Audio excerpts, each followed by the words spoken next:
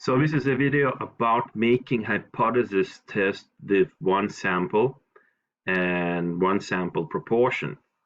And always start with a hypothesis statement based on the case. When you make calculations, you find a test statistic, and when you find a p-value, of course it's done automatically by the statistical software that you have at hand, and you use those statistics to make a conclusion about the hypothesis test. So this example is about election. Let's say somebody makes a survey and asks people what would they vote for if there were election today. So here is example from Denmark, where many different parties, political parties, and usually there are blocks, either left-wing bloc or right-wing bloc, left-wing, right-wing, and the majority would be, is it left-wing that would win or right-wing that would win? People answer their preference, and when you count how many say yes to left-wing parties, how many say to right-wing parties, you get some result, a proportion. Let's say 53.5% would vote for left-wing parties. Seems like a majority, more than a half. But is it more than a half, given that you have only, in a sample, you have only 1,033 answers from registered voters out of a population, and in case this is Danish population of registered voters of more than 4 million voters. So there is a lot of insecurity in that number, 53.5%, and we want to put it to a test. So we calculate a proportion based on how many have answered that they would vote for left-wing parties, and 558 out of 1,043 answered that they would vote for left-wing party. So it gives us a proportion. The first step is to state the hypothesis. The alternative we want to prove, that is, we want to prove that we share that would the proportion that would vote for left-wing parties is above 50%, more than a half. And the H0 hypothesis is the opposite of that, no more than 50%. So what we want to prove is that the difference between observed proportion of 53.5 and the threshold for majority of 50% is large enough to say that we are certain, even if it's only a small sample, we are certain that the left-wing parties would have the majority. So, well, we calculate a z-statistic because it's based on an assumption of standard normal distribution that this difference between sample proportion and hypothetical value follows standard normal distribution. So we use this equation to calculate a z-statistic, and we get a value of 2.261. And we use this statistic to make a conclusion about to reject or not to reject H0 hypothesis. So this is the situation would look like. So this is the situation with a standard normal distribution. We have a sample observation of 53.5%. And the question is, how likely is that we observe 53.5% given that H0 would be true? And we get this difference of 3.5% that we convert into a z-statistic, and its z-statistic equals to 2.26. Compare it to a critical value. If it's a 5% significance level, we compare to a critical value, cutoff value. For z-statistics, it's 1.645, and since the z-statistics is above that critical value, we reject H0.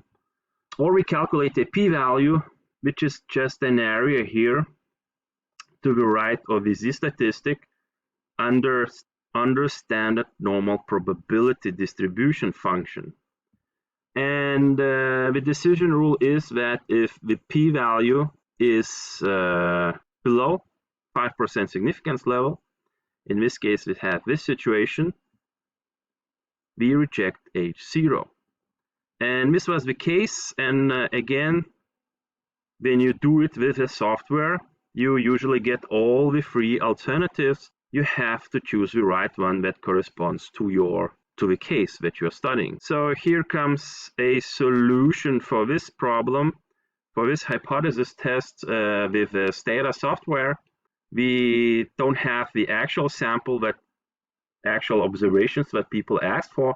We just have sample statistics, the share of people who answered that they vote for left-wing parties, the sample size, and it's enough information to make a test with one proportion.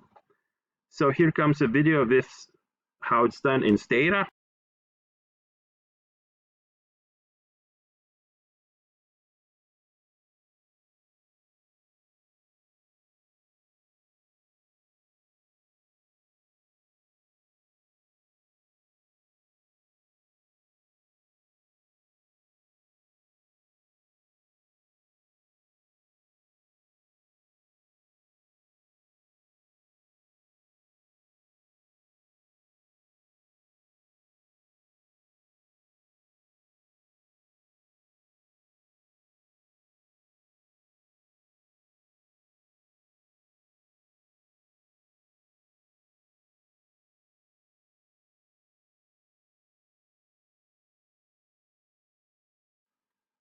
So we copy the result here from STATA, and as I said before, you get three different results for three different possible hypothesis cases in this case. And of course, you look only at the hypothesis test that corresponds to the one that you have stated in first place. And p-value in this case is 0.01, that means 1.19 percentage points. And conclusion is the p-value is equal to 1.19%, which is below 5% significance level. We reject H0 and prove H alternative. The test shows that proportion of voters that would vote for left-wing parties is above 50%. That means that left-wing parties would win the majority. So this was an example with when you don't have actual observations from sample, but you have sample statistics. Now let's say we want to do a hypothesis test given sample data. Let's say we have a sample based on 71 young people who answered a question about their bank preferences and also stated what kind of is their primary bank.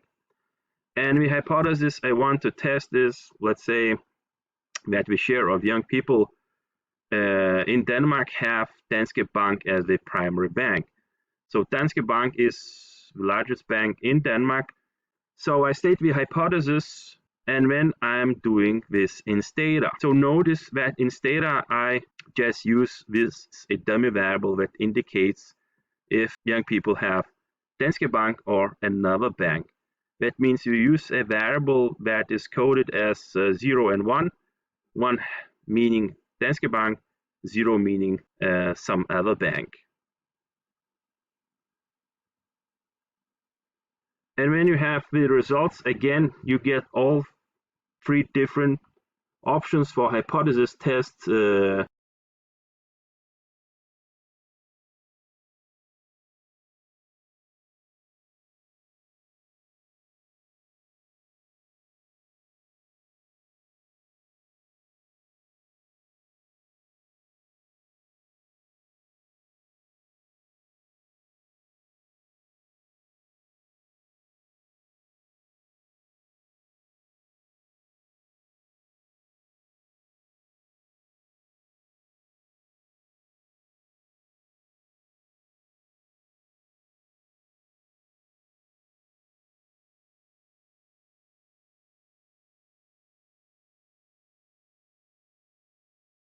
And when you get a result from STATA, and STATA again presents three possible options for a hypothesis, three different alternative hypotheses that are possible with Danske Bank and a hypothetical proportion of 30%.